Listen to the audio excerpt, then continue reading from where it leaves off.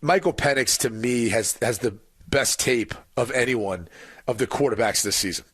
Like, he has the best tape in regards to how it's going to translate to the next level, everything else. Now, Jaden Daniels is up there too, but Penix has done it all year long, and he's doing it in, arguably bigger games. I wonder if a team, if they fell in love with Penix and they had a head coaching vacancy, would give Kalen DeBoer a call. I think the guy's a great head coach. If you look at what he did in Indiana with Penix together, what they have done in Washington together so far, maybe want to keep that going. I know it'd be a huge jump for a guy who's got no NFL head coaching experience.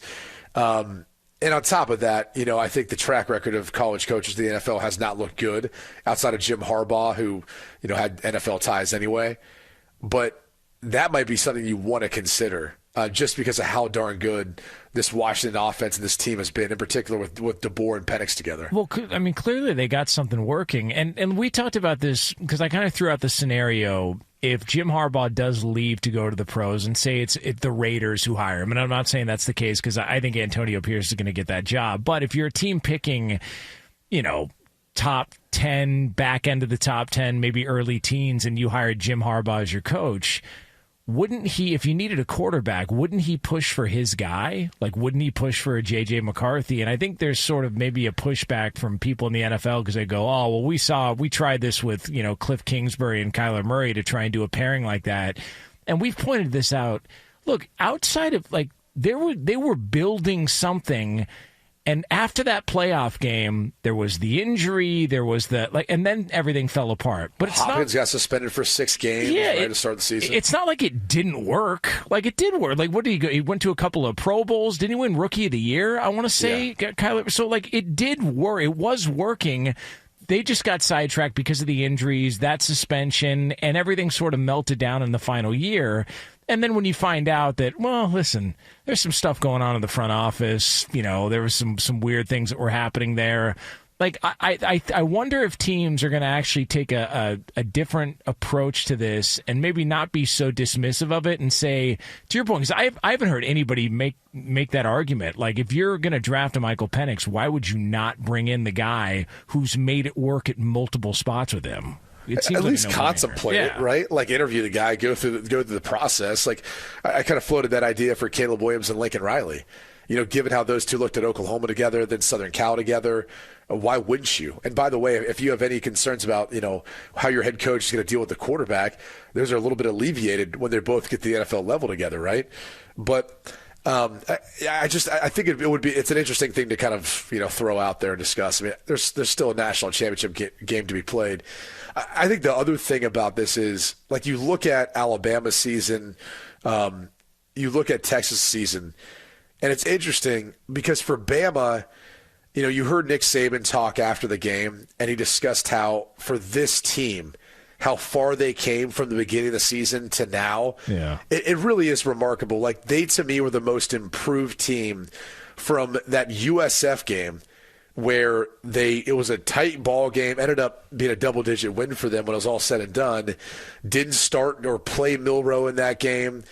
And then from that next week when they beat Ole Miss by 14 moving forward, they got better and better and better, won the SEC, arguably one of the best wins of the year versus Georgia in the SEC title game. It's pretty crazy considering how young they are in some pieces, but also just the growth of Milroe, the growth of that offensive line. I know it wasn't the result that they wanted, but, man, they had their chances, and it was an incredible season for a team that's dealt with a ton of change, turnover, and adversity throughout the year. And Texas is the other interesting one. Like, I really thought Texas had enough to be able to win that game, although – again, one of the things you got to give Kalen DeBoer and his staff credit for, the defense for Washington, is shutting down Worthy and A.D. Mitchell. Like, those guys didn't play as big of an impact in the game as I thought they would, because I really felt like, Texas has the ability with those two players in particular to match what you saw from Washington. And even though, again, Jatavian Sanders kind of played his role and Whittington was part of it, Worthy had 2 catches for 45 yards. A.D. Mitchell had a touchdown, but had 32 yards receiving. When they needed to go to their big play wide receivers to make those plays, they couldn't get it done.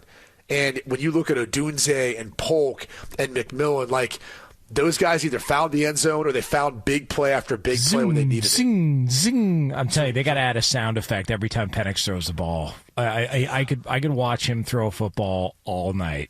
He's fantastic, man. He's a joy to watch. Somebody else who's been a joy to watch and how he handles the media is one Jim Harbaugh, who I believe said I don't want to screw up the exact quote. I will find it after we hear from him post game. But he had some interesting comments about God and Jesus over the weekend.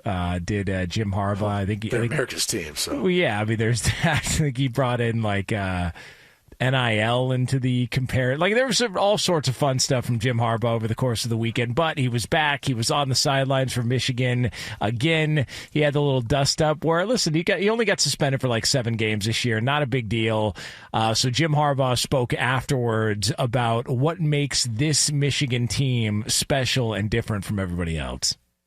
It's just the way this team is built, and the way how connected they are as players, and we are as a team. It's unanimous support for each and every guy, and it's almost been an unfair advantage. I mean, all the things that the team has gone through. I mean, we don't care anymore. We don't care what people say. We don't care about anything that comes up. We just know we're going to overcome it because it's unanimous support from every single guy on the team.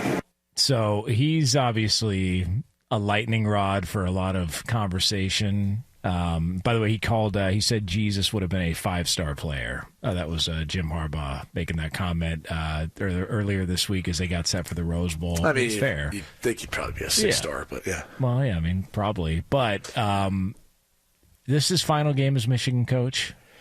I don't know. I just kept thinking watching that game, like the NFL needs a good head coach like Jim Harbaugh. And you're seeing now Jim Harbaugh coaching for a national championship. John Harbaugh is the number 1 overall seed in the AFC. These are good coaches, man. Their dad, Jack, has to be proud. I know he was there for the game, but you'd have to think he has to be. Did you hear the quote his dad gave after the game? So somebody asked Jack Harbaugh, they said, hey, what are your thoughts on that 4th down call by your son in the 4th quarter? And he just said, punt it. Basically bad call, but it worked out. Yeah. And they ended up going down and driving. But yeah, I mean, to see your kids coaching, look, there's a chance Jim Harbaugh could win the national championship and his brother could win the Super Bowl in the same year. That is wild, man. I don't think that's something that'll ever be done again. I mean, the likelihood of having 2 sons that reach that level of becoming a head coach and then have that sort of success is just ridiculous. I mean, and I know we've seen the Harbaugh Bowl before. Like we've seen that story, and that was unique in and of itself. But for how this has worked out, I would think if you're an NFL franchise, it would be really, really hard for me to pick a hot coordinator or a big-name coordinator in the NFL who has no head coaching experience over Jim Harbaugh. I mean, the guy is a program developer, whether you want to talk about the college level or even the variety of ways in which he finds ways of having success in the NFL. Like he's a great football coach. That's the only way you can describe him. So I would have a hard time not making that my first call and not letting him get off the phone or even flying to that guy and making him sign a contract. So if you're the LA Chargers, stop nickel and diming and make the move, man, whatever it takes. That's the spot that makes the most sense, I think, for him. You know, as you look at the landscape, like Las Vegas is going to hire Antonio Pierce as they should. Although, you know, I do know, and we talked to Albert Breer about this last week, they still want to go through the process of reaching out to a few candidates. Like that's real.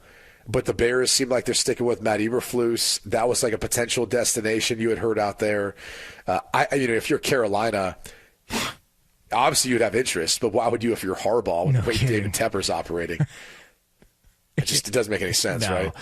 The Chargers feel like that's the spot there, and especially with Herbert at quarterback and under contract. And he's got ties there. I think he played there. Didn't he start his coaching career in San Diego? I know he coached in college there. And then I think he was an assistant with the Chargers, if I'm not mistaken. So there is that connection as well. So it's going to be a fun one, but we got all sorts of time to talk about that. And Jim Harbaugh will take center stage against DeBoer coming up in the national championship game next Monday night.